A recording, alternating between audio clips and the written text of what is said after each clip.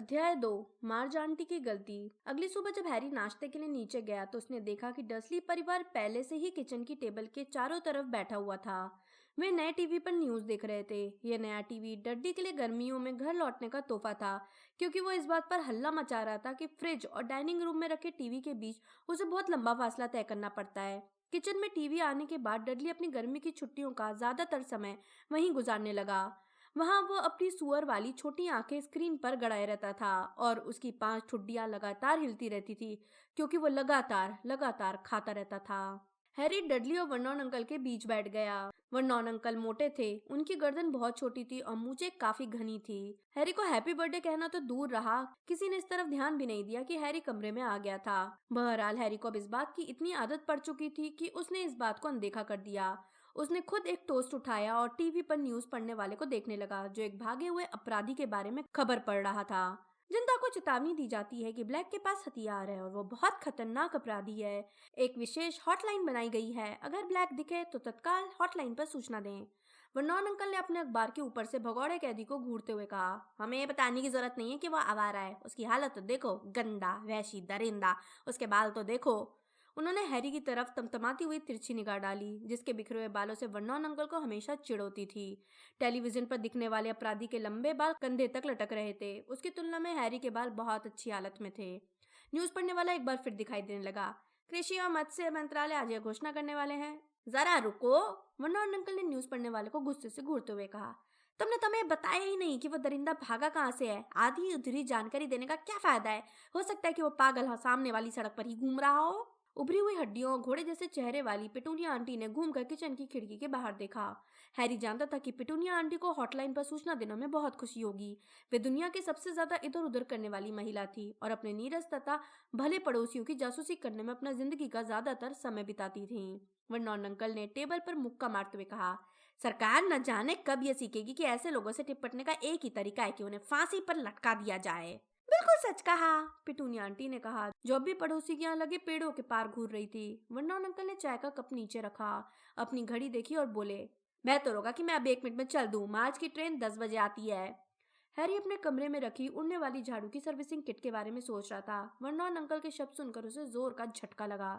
मार्ज aunty, उसके मुंह से निकला, वे यहाँ तो नहीं आ रही हैं। मर्ज आंटी वर्नॉन अंकल की बहन थी। हालांकि हैरी का, जिसकी माँ पिटूनिया आंटी की बहन थी, उनसे खून का रिश्ता नहीं था, लेकिन फिर भी उसे उन्हें मजबूरन आंटी कहना पड़ता था। मार्ज आंटी देहात में एक बड़े बगीचे वाले घर में रहती थी, जहाँ वे बुलडॉग पालती थीं। वे कभी कभार ही प्रिवेट ड्राइव में रहने आ पाती थी, क्योंकि वे अपने प्रिय कुत्तों से दूर नहीं रह पाती थीं। बहरहाल हैरी के दिमाग में उनकी हर यात्रा की भयानक यादें थीं। डडली के 5वें जन्मदिन की पार्टी में मार्ज आंटी ने हैरी को अपनी टहलने वाली छड़ी से पीटा था, ताकि वो म्यूजिकल स्टैचू में डडली को हराना बंद कर दे। कुछ साल बाद जब वे क्रिसमस पर आई थी, तो डडली के लिए एक कंप्यूटराइज्ड रोबोट लाई थी और हैरी के लिए कुत्तों के बिस्किट का डब्बा। आखिरी बार वे हैरी के हॉगवर्ट्स जाने से 1 साल पहले आई थी। उस समय हैरी का पैर गलती से उनके प्रिय कुत्ते रिपर के पंजे पर पड़ गया था। रिपर ने हैरी को बगीचे तक दौड़ा दिया था और पेड़ पर चढ़ने के लिए मजबूर कर दिया था। मार्ज आंटी ने आधी रात तक रिपर को वापस नहीं बुलाया। इस घटना की याद करके डडली अब भी इतनी जोर से हंसता था कि उसकी आंखों में आंसू आ जाते थे। वर्नॉन अंकल ने कहा, मर्ज यहाँ 1 हफ्ता रहेगी, और चूंकि अब यह विषय आ ही गया है, उन्होंने हैरी की तरफ चेतावनी भरी मोटी उंगली उठाते हुए कहा, तो जाकर उन्हें लाने से पहले मैं कुछ बातें साफ साफ कहना चाहता हूँ। डडली मुस्कुराया, उसने टीवी पर से आंखें हटा ली। वर्नॉन अंकल द्वारा हैरी को दुपट्टे देखना डडली के मनोरंजन का प्रिय तरीका था। वर्नॉन अंकल ने गरजते हुए कहा, सबसे पहली बात, तुम मार्ज से सभ्यता से बात करोगे। हैरी ने कटुता से कहा, ठीक है, पर पहले वे मुझसे सभ्यता से बात करें। दूसरी बात, वर्नॉन अंकल ने ऐसे दिखाया जैसे उन्होंने हैरी का जवाब सुना ही नहीं था, क्योंकि मार्ज तुम्हारे असामान्य होने के बारे में कुछ नहीं जानती है, इसलिए मैं ये नहीं चाहता कि जब वो यहाँ रहे तो कोई भी अजीब चीज हो। तुम उनसे ठीक से पेश आना, ठीक है? पहले वो ठीक से पेश आए, हैरी ने दांत भींच कर कहा। और तीसरी बात, वर्नॉन अंकल के बैगनी चेहरे पर उनकी छोटी आंखें अब और भी छोटी हो गईं। हमने मर्ज को बताया है कि तुम लाइलाज अपराधी बच्चों हेतु सुरक्षित सेंट ब्रूटस स्कूल में पढ़ने जाते हो। क्या? हैरी चीखा। और तुम्हें ये कहना है लड़के, वरना तुम मुश्किल में फंस जाओगे, वर्नॉन अंकल ने थूक उड़ाते हुए कहा। हैरी का चेहरा सफेद पड़ गया और वो बैठा हुआ गुस्से से वर्नॉन अंकल को घूरता रहा। उसे यकीन नहीं हो रहा था, मार्ज आंटी 1 हफ्ते के लिए आ रही थी। यह तो डसली दंपत्ति द्वारा दिया गया बर्थडे का अब तक का सबसे बुरा तोहफा था, जिसमें वर्नॉन अंकल के पुराने मोजे भी शामिल थे। वर्नॉन अंकल ने खड़े होते हुए कहा, तो पिटूनिया, मैं अब स्टेशन जा रहा हूँ, तुम्हें तो घूमने नहीं चलना है डडली बेटा? नहीं, डडली ने कहा, जिसका ध्यान एक बार फिर टेलीविजन पर लग गया था, क्योंकि अब वर्नॉन अंकल ने हैरी को डांटना बंद कर दिया था। डडली अपनी आंटी के स्वागत के लिए तैयार होगा, पिटूनिया आंटी ने डडली के मोटे सुनहरे बालों पर हाथ फेरते हुए कहा। मम्मी ने उसके लिए एक सुंदर नई बो टाई खरीदी है। वर्नॉन अंकल ने डडली के मोटे कंधे को थपथपाया। किचन से बाहर निकलते हुए वे बोले, तो फिर कुछ ही देर में मिलते हैं। दहशत में बैठे हैरी के मन में अचानक एक विचार आया। उसने अपना टोस्ट छोड़ा, तत्काल अपने कदमों का इस्तेमाल किया और वर्नॉन अंकल के पीछे पीछे घर के सामने वाले दरवाजे तक गया। वर्नॉन अंकल अपना कार कोट पहन रहे थे। जब उन्होंने हैरी को बाहर आते हुए देखा तो वे घुर्राकर बोले, मैं तुम्हें नहीं ले जा रहा हूँ। हैरी ने ठंडेपन से जवाब दिया, जैसे मैं आना चाहता हूँ, मैं तो आपसे सिर्फ कुछ पूछना चाहता हूँ। वर्नॉन अंकल ने उसे शक भरी निगाहों से देखा। हैरी बोला, हॉग, मेरा मतलब है स्कूल में 3rd ईयर के बच्चों को कभी कभार गांव में घूमने जाने की छूट मिलती है। तो वर्नॉन अंकल ने दरवाजे के पास वाले हुक से कार की चाबियां उठाते हुए कहा। हैरी ने जल्दी से कहा, मुझे आपसे अनुमति पत्र पर साइन करवाना है। वर्नॉन अंकल ने चिढ़ाते हुए कहा, और मैं ऐसा क्यों करूंगा? हैरी ने बहुत सावधानी से शब्द चुनते हुए कहा, देखिए, मार्ज आंटी के सामने यह नाटक करना बहुत मुश्किल होगा कि मैं सेंट अमूक स्कूल, लाइलाज अपराधी बच्चों हेतु सुरक्षित Saint Brutus school. Vernon uncle दहाड़े और हैरी को खुशी हुई कि उनकी आवाज में दहशत का भाव था। बिल्कुल, हैरी ने वर्नॉन अंकल के बड़े बैगनी चेहरे की तरफ शांति से देखते हुए कहा, इतना बड़ा नाम याद रखना बहुत मुश्किल है, मुझे इसे विश्वसनीय बनाना पड़ेगा, है ना? मान लीजिए अगर गलती से मेरे मुंह से कोई गलत बात निकल गई तो तुम्हारी हड्डी पसली तोड़ दी जाएगी। वर्नॉन अंकल अपनी मुट्ठी तानते हुए हैरी की तरफ बढ़े, लेकिन हैरी अपनी जगह पर बिना हिले खड़ा रहा। उसने कहा, मेरी हड्डी पसली तोड़ने से मार्ज आंटी वह बात थोड़ी ही भूल जाएंगी जो मैं उन्हें बता सकता हूँ। वर्नॉन अंकल रुक गए। उनकी मुट्ठी अब भी हवा में उठी हुई थी और उनका चेहरा लाल हो गया। लेकिन अगर आप मेरे अनुमति पत्र पर साइन कर देंगे, हैरी ने जल्दी से कहा, तो मैं कसम खाता हूँ कि मैं याद रखूंगा कि मुझे किस स्कूल में जाना चाहिए और इस तरह अभिनय करूंगा जैसे मैं जैसे मैं सामान्य हूँ। हैरी जानता था कि वर्नॉन अंकल इस पर अच्छी तरह सोच विचार कर रहे हैं, क्योंकि उनके दांत खुले थे और उनके माथे की नस फड़क रही थी। उन्होंने आखिरकार कहा, ठीक है, मैं मार्च की यात्रा के दौरान तुम्हारे व्यवहार को गौर से देखूंगा। अगर तुमने सही व्यवहार किया और हमारा कहना माना तो मार्च के जाने के बाद मैं उस बेहुदा अनुमति पत्र पर साइन कर दूंगा। उन्होंने घूमकर दरवाजा खोला और जाते समय से इतनी तेजी से बंद किया कि ऊपर लगा कांच निकलकर गिर गया। हैरी लौटकर किचन में नहीं गया, वो ऊपर अपने बेडरूम में गया। अगर उसे सच्चे मगलू की तरह अभिनय करना था तो बेहतर था कि वह यह काम अभी से शुरू कर दे। दुखी मन से उसने धीरे धीरे अपने सभी तोहफे और बर्थडे कार्ड इकट्ठा किए और उन सबको अपने बिस्तर के नीचे फर्श पर रखे उखड़े बोर्ड में होमवर्क के साथ रख दिया। फिर वो हेडविग के पिंजरे के पास गया। एरल अब ठीक हो चुका था। वो और हेडविग दोनों सो रहे थे तथा दोनों के सिर उनके पंखों के भीतर थे। हैरी ने आ भरते हुए उन्हें जगाया। हेडविग, उसने उदासी से कहा, तुम्हें 1 हफ्ते के लिए यहाँ से जाना होगा। एरल के साथ चली जाओ, रॉन तुम्हारी देखभाल करेगा। मैं उसे पूरी बात बताते हुए एक पत्र लिख दूंगा। और मेरी तरफ इस तरह मत देखो। हेडविग की पीली आंखें उसे धिक्कार रही थीं। इसमें मेरी कोई गलती नहीं है, यही एक तरीका है जिससे मुझे रॉन और हर्माइनी के साथ हॉग्समीड जाने की अनुमति मिलेगी। 10 मिनट बाद एरल और हेडविग, जिसके पैर में रॉन के नाम की एक चिट्ठी बंधी थी, खिड़की के बाहर निकले और ओझल हो गए। बुरी तरह दुखी हैरी ने पिंजरा अलमारी के अंदर रख दिया। लेकिन हैरी को चिंता करने के लिए ज्यादा समय नहीं मिला। थोड़ी देर में पिटूनिया आंटी चीखती हुई ऊपर आई और हैरी से कहा कि वे नीचे आकर मार्ज आंटी का स्वागत करने के लिए तैयार हो जाए। जब वह हॉल में पहुंचा तो पिटूनिया आंटी ने उसे डांटते हुए कहा, अपने बालों का कुछ करो। हैरी को यह समझ में नहीं आया कि उसके बाल संवारने से क्या फायदा होगा। मार्ज आंटी को उसकी बुराई करना अच्छा लगता था, इसलिए वह जितना ज्यादा गंदा दिखेगा वे उतनी ही ज्यादा खुश होंगी। बहुत जल्दी ही वर्नॉन अंकल की कार गेट के अंदर आ गई। फिर गिट्टी पर टायरों के रुकने, कार के दरवाजे बंद होने और बगीचे के रास्ते पर कदमों की आवाज आई। पिटूनिया आंटी ने फुफकारते हुए हैरी से कहा, दरवाजा खोलो। बहुत निराशा के साथ हैरी ने दरवाजा खोला। चौखट पर मार्ज आंटी खड़ी थी। वे काफी हद तक वर्नॉन अंकल की तरह ही दिखती थी, लंबी, मोटी और बैगनी चेहरे वाली। यहाँ तक कि उनकी मूंछ भी थी, हालांकि अपने भाई जितनी घनी नहीं थी। उनके एक हाथ में एक बड़ा सा सूटकेस था तथा दूसरे हाथ के नीचे एक बूढ़ा और बदमिजाज बुलडॉग था। मेरा डडली कहाँ है? मार्ज आंटी गर्जी। मेरा भतीजा कहाँ है? डडली हॉल से डोलता हुआ आया। उसके सुनहरे बाल उसके मोटे सिर पर चिपके हुए लग रहे थे और उसकी कई ठुड्डियों के नीचे बो टाई बड़ी मुश्किल से नजर आ रही थी। मार्ज आंटी ने सूटकेस हैरी के पेट में घुसा दिया, जिससे उसकी हवा बाहर निकल गई। इसके बाद मार्ज आंटी ने डडली को एक हाथ से जकड़ लिया और उसके गाल पर एक बड़ी पप्पी दे दी। हैरी अच्छी तरह से जानता था कि डडली मार्ज आंटी से गले मिलना सिर्फ इसलिए बर्दाश्त करता है क्योंकि इसके बदले उसे काफी पैसे मिलते हैं, और ये बात पूरी तरह से सही साबित हुई क्योंकि पप्पी के बाद जब से वे अलग हुए तो डडली की मोटी मुट्ठी में 20 पाउंड का एक कड़क नोट था। मार्ज आंटी चीखी, पिटूनिया, और फिर वे हैरी को इस तरह अनदेखा करते हुए गुजर गईं जैसे वो कोई हेड स्टैंड हो। मार्ज आंटी और पिटूनिया आंटी ने एक दूसरे को चूमा, बल्कि यह कहना जाना चाहिए कि मार्ज आंटी ने अपना बड़ा जबड़ा पिटूनिया आंटी के पतले गाल की हड्डी से टकराया। वर्नॉन अंकल अब तक अंदर आ चुके थे और दरवाजा बंद करते हुए मुस्कुरा रहे थे। उन्होंने पूछा, चाय पियोगी मर्ज? और रिपर क्या लेगा? रिपर मेरी प्लेट में से ही थोड़ी सी चाय पी लेगा, मार्ज आंटी बोली जब वे सब किचन में गए। हैरी हॉल में मार्ज आंटी के सूटकेस के साथ अकेला रह गया था, लेकिन उसे इस बात से कोई शिकायत नहीं थी। वह तो चाहता ही यही था कि किसी न किसी बहाने से वो मार्ज आंटी से दूर रहे, इसलिए वो आराम आराम से सूटकेस को घसीटता हुआ ऊपर वाले खाली बेडरूम में ले जाने लगा। जब हैरी किचन में लौटा तब तक मार्ज आंटी को चाय और फ्रूट केक मिल चुके थे। उनका कुत्ता रिपर एक कोने में सुड़ सुड़ करके चाय पी रहा था। हैरी ने देखा कि अपने साफ फर्श पर चाय और लार गिरती देखकर पिटूनिया आंटी कांप गईं। पिटूनिया आंटी जानवरों से नफरत करती थी। वर्नॉन अंकल ने पूछा, मार्ज, बाकी कुत्तों को कौन संभाल रहा है? मार्ज आंटी ने जोरदार आवाज में कहा, कर्नल फ्लपस्टर। वे अब रिटायर हो चुके हैं और उनके पास भी तो करने के लिए कोई काम होना चाहिए, लेकिन मुझसे रिपर को वहाँ नहीं छोड़ा गया। ये मेरी जुदाई सहन नहीं कर पाता है। हैरी के बैठने पर रिपर घुर्राया। इससे मर्ज आंटी का ध्यान पहली बार हैरी की तरफ गया। तो उन्होंने घुर्राते हुए कहा, ये अब भी यही है? हाँ, हैरी ने कहा।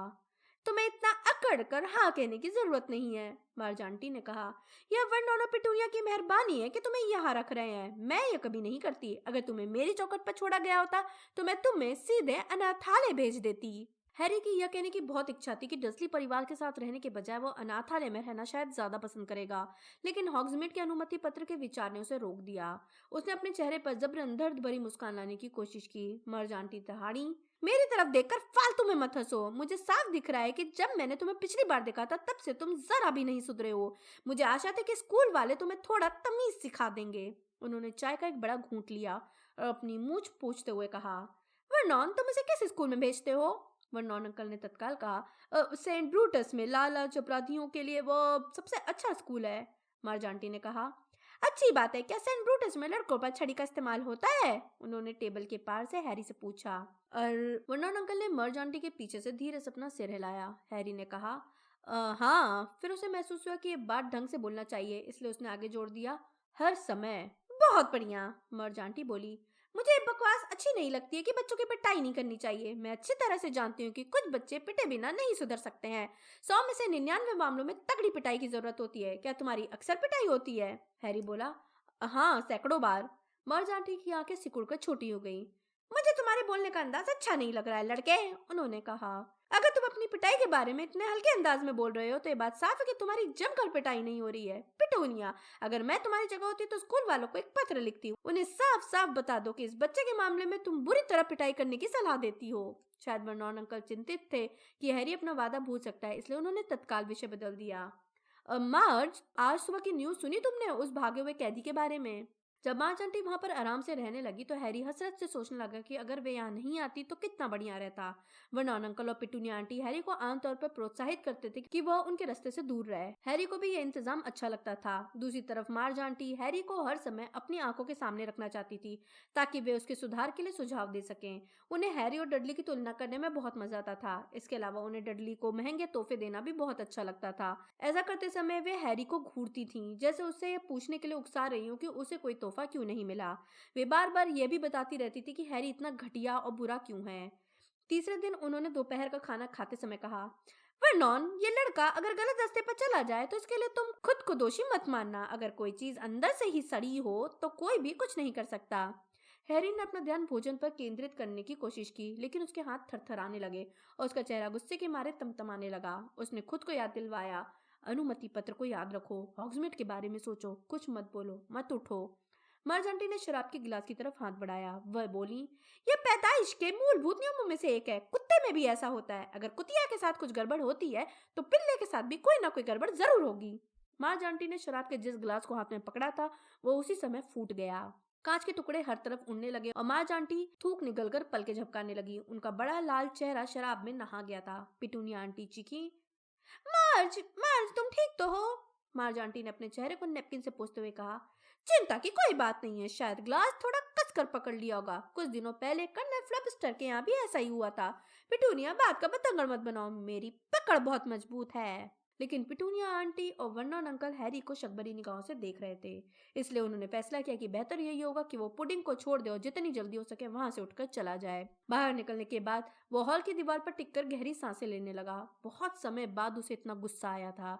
उसने किसी चीज को फोड़ा था। उसने सोचा यह दोबारा नहीं होना चाहिए। सिर्फ हॉग्समीड के अनुमति पत्र का सवाल नहीं था, अगर वह इसी रास्ते चला तो जादू मंत्रालय उसके लिए परेशानी खड़ी कर देगा। हैरी अब भी नाबालिग जादूगर था और जादूगरों के कानून के अनुसार उसे स्कूल के बाहर जादू करने की इजाजत नहीं थी। उसका रिकॉर्ड भी साफ सुथरा नहीं था। पिछली गर्मियों में ही उसे एक आधिकारिक चेतावनी मिली थी, जिसमें यह बिल्कुल साफ देखा हुआ था कि अगर भविष्य में प्रिवेट ड्राइव में जादू हुआ तो हैरी को हॉगवर्ट्स से निकाल दिया जाएगा। आवाजों से वो समझ गया कि डसली परिवार टेबल से उठ रहा है। वो उनके रास्ते से दूर हटकर जल्दी से ऊपर की सीढ़ियों पर चला गया। अगले 3 दिनों तक जब भी मर्ज आंटी उससे ऐसी वैसी बात कहती थी तो हैरी अपनी झाड़ू की बेहतरीन देखभाल खुद कैसे करे कि मार्गदर्शक पुस्तिका के बारे में सोचने लगता था। यह तरकीब बहुत सफल रही, क्योंकि इससे उसके चेहरे पर एक सपाट भाव आ जाता था। उसे देखकर मार्ज आंटी अब यह कहने लगी थी कि वो मंदबुद्धि था। आखिरकार मार्च की यात्रा की आखिरी शाम आ ही गई। पिटूनिया आंटी ने बेहतरीन डिनर तैयार किया और वर्नॉन अंकल ने शराब की कई बोतलें खोल ली। सूप और मछली के दौरान हैरी की गलतियों का कोई जिक्र नहीं हुआ। जब वे सब लेमन मेरिंग पाए खाने लगे तो वर्नॉन अंकल अपनी ड्रिल बनाने वाली कंपनी ग्रनिंग्स के बारे में विस्तार से बताकर सबको बोर करने लगे। फिर पिटूनिया आंटी ने कॉफी बनाई और वर्नॉन अंकल ब्रांडी की एक बोतल लेकर आ गए। तुम तो नहीं लोगी ना मार्ज? आंटी पहले से ही काफी शराब पी चुकी थी और उनका बड़ा चेहरा बहुत लाल हो गया था। एकदम छोटा सा पैग, उन्होंने हंसते हुए कहा। थोड़ा सा और, थोड़ा सा और, ये हुई ना बात। डडली पाई का चौथा टुकड़ा खा रहा था। पिटूनिया आंटी अपनी छोटी उंगली बाहर निकालकर कॉफी की चुस्की ले रही थी। दरअसल हैरी अपने बेडरूम में छिप जाना चाहता था, लेकिन वर्नॉन अंकल की गुस्से भरी छोटी आंखें देखकर वह समझ गया कि उसे वहीं बैठकर यह झेलना पड़ेगा। मार्ज आंटी ने अपने होंठ चाटते हुए और ब्रांडी के ग्लास खाली करते हुए कहा, बहुत बढ़िया पिटूनिया, इससे थोड़ी ताकत मिल जाती है। आखिर 12 कुत्तों की देखभाल भी तो करनी पड़ती है। उन्होंने अपनी लंबी डकार लेते हुए अपने मोटे पेट को थपथपाया। माफ करना, मुझे स्वस्थ बच्चे अच्छे लगते हैं, उन्होंने डडली की तरफ आंख मारते हुए कहा। तुम्हारा डील डॉल सही है डडली, बिल्कुल अपने पिता की तरह। हाँ वर्नॉन, मैं थोड़ी सी ब्रांडी और लूंगी। और दूसरी तरफ यह बच्चा, उन्होंने हैरी की तरफ सिर हिलाते हुए कहा, जिसने अपने पेट में मरोड़ महसूस की। उसने जल्दी से सोचा, मार्गदर्शक पुस्तिका को याद करो। यह बच्चा तो छोटा और घटिया दिखता है, ऐसा कुत्तों के साथ भी होता है। अभी पिछले ही साल की बात है, मैंने कर्नल फ्लबस्टर से एक कुत्ते को डुबाने को कहा। वह अब छोटा कुत्ता था, कमजोर, उसका सही विकास नहीं हुआ था। हैरी अपनी पुस्तक के 12वें पेज को याद करने की कोशिश कर रहा था, जिसमें जादुई झाड़ुओं की गड़बड़ी को दूर करने का मंत्र लिखा था। यह सब खून का असर है, जैसा मैं उस दिन कह रही थी। गंदा खून आखिर रहेगा गंदा ही। बुरा मत मानना पिटूनिया, मैं तुम्हारे परिवार की बुराई नहीं कर रही हूँ। उन्होंने पिटूनिया आंटी के पतले हाथ पर अपना फावड़े जैसा हाथ रखते हुए कहा, परंतु सच तो यही है कि तुम्हारी बहन गड़बड़ थी। ऐसा अच्छे से अच्छे परिवारों में भी हो जाता है। फिर वो एक आवारा के साथ भाग गई और परिणाम हमारी आंखों के सामने है। हैरी अपनी प्लेट को घूर रहा था। उसके कानों में अजीब सी घंटी बज रही थी। उसने सोचा, अपनी झाड़ू के निचले सिरे को कसकर पकड़ो, लेकिन उसे याद नहीं आ रहा था कि इसके बाद क्या आता है। मार्ज आंटी की आवाज वर्नॉन अंकल की ड्रिल की तरह उसके कानों में जा रही थी। मार्ज आंटी ने जोर से कहा, इसका बाप। उन्होंने ब्रांडी की बोतल को पकड़ा और अपने ग्लास में डालते हुए टेबल क्लॉथ पर ब्रांडी छलकाते हुए बोली, तुमने मुझे कभी बताया नहीं इसका बाप क्या करता था। वर्नॉन अंकल और पिटूनिया आंटी बहुत तनाव में दिख रहे थे। डडली ने अपनी पाई से नजरें हटाकर अपने मम्मी डैडी को देखा। वर्नॉन अंकल ने हैरी की तरफ कनखियों से देखते हुए कहा, वह काम नहीं करता था, बेरोजगार था। मुझे यही उम्मीद थी, मार्ज आंटी ब्रांडी का बड़ा घूंट लेते हुए बोली। फिर उन्होंने अपनी आस्तीन से अपनी टुड्डी पोंछते हुए कहा, निकम्मा, ठिठल्ला, आलसी, आवारा। वे ऐसे नहीं थे, हैरी अचानक बोला। टेबल पर एकदम खामोशी छा गई। हैरी कांप रहा था। जिंदगी में उसे पहले कभी भी इतना गुस्सा नहीं आया था। वर्नॉन अंकल का चेहरा सफेद पड़ गया। वे चिल्लाए, और ब्रांडी लोगी? उन्होंने मर्ज आंटी के ग्लास में पूरी बोतल डाल दी। फिर उन्होंने हैरी से घुरा कर कहा, लड़के तो अपने बिस्तर पर जाओ, चलो। नहीं वर्नॉन, मर्ज आंटी ने हिचकियां लेते हुए एक हाथ उठाया और उनकी छोटी लाल आंखें हैरी पर टिक गईं। आगे बोलो लड़के, आगे बोलो। तुम्हें अपने माता पिता पर बड़ा घमंड है। वे कार दुर्घटना में मरे थे। मुझे लगता है शराब के नशे में धुत होंगे। वे कार दुर्घटना में नहीं मरे थे, हैरी ने कहा जब खड़ा हो चुका था। वे कार दुर्घटना में ही मरे थे, झूठे कहीं के, और तुम्हें अपने सज्जन मेहनती रिश्तेदारों के सिर पर बोझ की तरह छोड़ गए। मार्ज आंटी आवाज से फूलती हुई चीखी, तुम एक बुरे खटिया। लेकिन मार्ज आंटी की अचानक बोलती बंद हो गई। एक पल के लिए तो ऐसा लगा जैसे उन्हें शब्द नहीं मिल रहे हैं। ऐसा लगा जैसे वे गुस्से के कारण फूल रही थी, परंतु उनका फूलना बंद नहीं हुआ। उनका बड़ा लाल चेहरा फैलने लगा, उनकी छोटी आंखें बाहर निकलने लगी और उनका मुंह इतना खुल गया कि वे बोल नहीं सकती थीं। अगले ही पल उनकी जैकेट के कुछ बटन टूट गए। वे किसी बड़े गुब्बारे की तरह फूलती रहीं। उनका पेट इतना फूल चुका था कि उसका बेल्ट टूट कर गिर गया। उनकी हर उंगली बेलन की तरह फूल रही थी। जब मार्ज आंटी का शरीर कुर्सी से छत की तरफ उठने लगा तो वर्नॉन अंकल और पिटूनी आंटी एक साथ चीखे, मार्ज। वे पूरी तरह गोल मटोल हो चुकी थीं और उनके हाथ पैर मोटे हो गए थे। जब वे हवा में उड़ती हुई ऊपर जा रही थी तो रिपर बुरी तरह भौंकता हुआ कमरे में आया। नहीं! वर्नॉन अंकल ने मार्ज का पैर पकड़कर उन्हें नीचे खींचने की कोशिश की, लेकिन इस कोशिश में वे भी फर्श से उठ गए। अगले ही पल रिपर ने झपट कर वर्नॉन अंकल के पैर में अपने दांत गड़ा दिए। इससे पहले कि कोई उसे रोके, हैरी डाइनिंग रूम से दौड़कर बाहर आ गया। वह सीढ़ियों के नीचे बनी अलमारी की तरफ गया। उसके वहां पहुंचते ही अलमारी का दरवाजा जादू से अपने आप खुल गया। कुछ ही पल में वह अपने संदूक को खींचकर घर के सामने वाले दरवाजे तक ले आया। फिर वह सीढ़ियों पर दौड़कर चढ़ा, अपने बिस्तर के नीचे वाले फर्श पर रखे ढीले बोर्ड को खींचा, उसके भीतर से अपनी पुस्तकें और जन्मदिन के तोहफे वाले तकिए के कवर को झपटकर बाहर निकाला। कमरे से बाहर निकलते समय उसने हेडविग का खाली पिंजरा भी उठा लिया। धड़धड़ाते हुए अभी वो अपने संदूक के पास पहुंचा ही था कि तभी वर्नॉन अंकल डाइनिंग रूम से बाहर निकले। उनका एक पैर अब भी खून में लथपथ था। वे गरजे, वापस आओ और उसे ठीक करो। लेकिन हैरी तो गुस्से से पागल हो चुका था। उसने अपने संदूक को लात मारकर खोला, उसमें से अपनी छड़ी निकाली और वर्नॉन अंकल की तरफ कर दी। हैरी ने बहुत तेज तेज सांसें लेते हुए कहा, वे इसी लायक थीं, उन्हें जो सजा मिली वे उसी लायक थी, आप मुझसे दूर ही रहना। उसने दरवाजे के हैंडल को पकड़ने के लिए हाथ पीछे बढ़ाए। हैरी ने कहा, अब बहुत हो चुका, मैं घर छोड़कर जा रहा हूँ। और अगले ही पल वो बाहर निकलकर अंधेरी शांत सड़क पर पहुंच गया। वो अपने भारी संदूक खींच रहा था और हेडविग का पिंजरा उसकी बाह में दबा था।